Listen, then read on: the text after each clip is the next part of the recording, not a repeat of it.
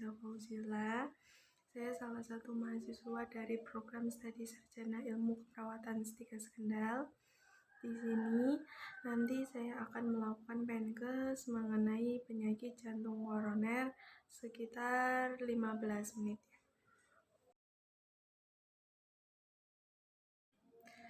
Sebelumnya, apakah ada yang tahu penyakit jantung koroner itu apa?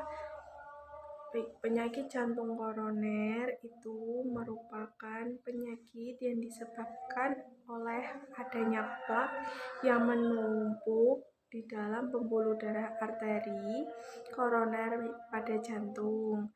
Itu yang mempunyai fungsi untuk mensuplai nutrisi dan oksigen ke sel otot jantung.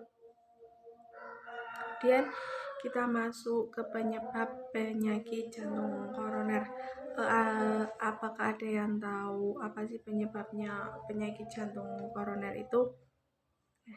Sini saya akan menjelaskan penyebab penyakit jantung koroner adalah yaitu terjadi penyempitan, penyumbatan atau kelainan pembuluh arteri koroner. Penyempitan atau penyumbatan pembuluh darah tersebut dapat menghentikan aliran darah ke otot jantung yang sering ditandai dengan adanya nyeri. Dalam kondisi yang parah, kemampuan jantung memompa darah dapat hilang. Kemudian hal ini dapat merusak sistem pengontrol irama jantung dan berakhir dengan kematian. Jadi penyakit jantung koroner itu dapat menyebabkan kematian ya. Kemudian kita masuk ke gejala.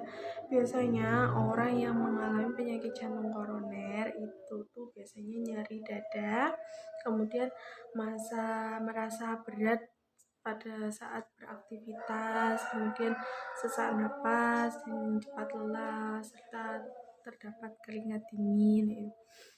Gejala awal dari adanya penyakit jantung koroner ialah nyeri pada dada sebelah kiri, kemudian menjalar ke lengan kiri atau leher atau ke punggung. Nyeri dada ini bersifat subjektif, ada yang merasa seperti ditekan oleh benda berat, panas seperti terbakar, kemudian sakit seperti tertusuk jarum, rasa tidak enak di dada, dan ada juga yang mengatakan seperti masuk angin. Lokasinya bisa juga terjadi di pertengahan dada, kemudian di leher saja atau dada kanan, dan bisa juga sampai ke ulu hati seperti sakit mah.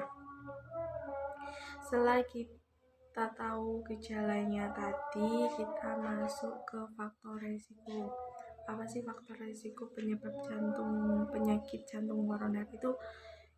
Faktor yang ini ada dua faktor ya.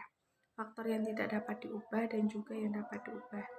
Untuk faktor yang dapat diubah itu tuh yang pertama tuh peningkatan lipid serum, kemudian ada tipe kepribadian, kemudian merokok, gangguan toleransi, diabetes mellitus, kemudian gaya hidup yang kurang aktivitas, terus kemudian ada stres psikologis dan juga hipertensi.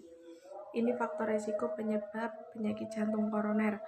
Kemudian untuk faktor yang tidak dapat diubah itu ada usia, kemudian riwayat keluarga, dan juga jenis kelamin.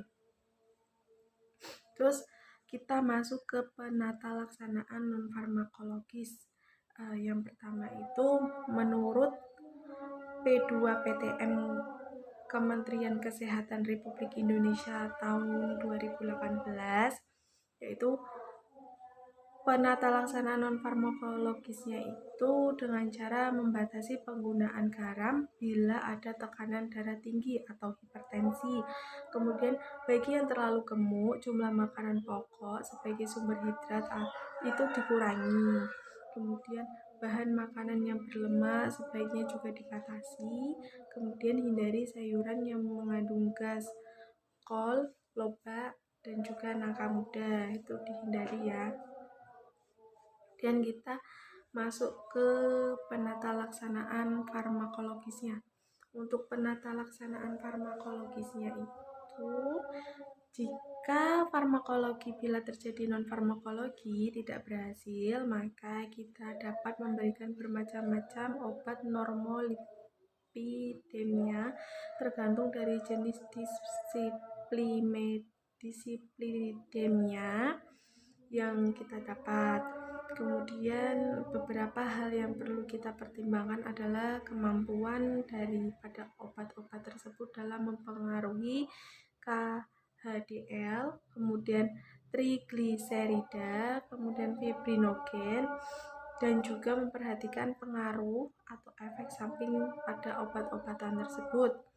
Saat ini didapat beberapa golongan obat. Nah, ada beberapa ini golongan obat.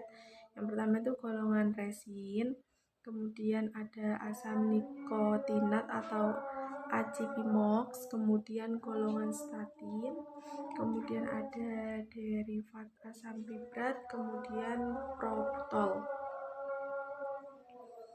Nah, bagaimana sih kita akan masuk ke peran keluarga? Bagaimana sih peran keluarga ketika ada anggota keluarga, saudara itu yang mengalami penyakit jantung koroner?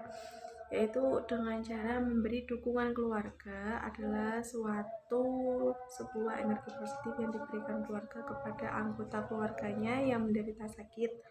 Dukungan yang diberikan dalam bentuk emotional support, kemudian ada instrumental support, information support, dan juga companionship support yang dapat meningkatkan aspek emosional dalam kehidupan seseorang.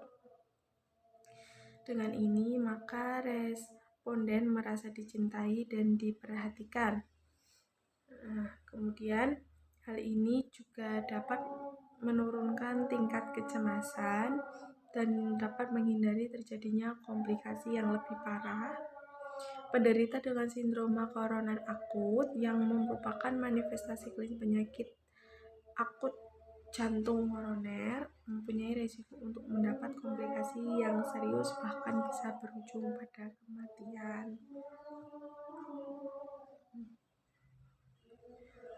Cukup sekian pendidikan kesehatan mengenai jantung koroner yang dapat saya sampaikan. Kurang lebihnya saya minta maaf. Wassalamualaikum warahmatullahi wabarakatuh.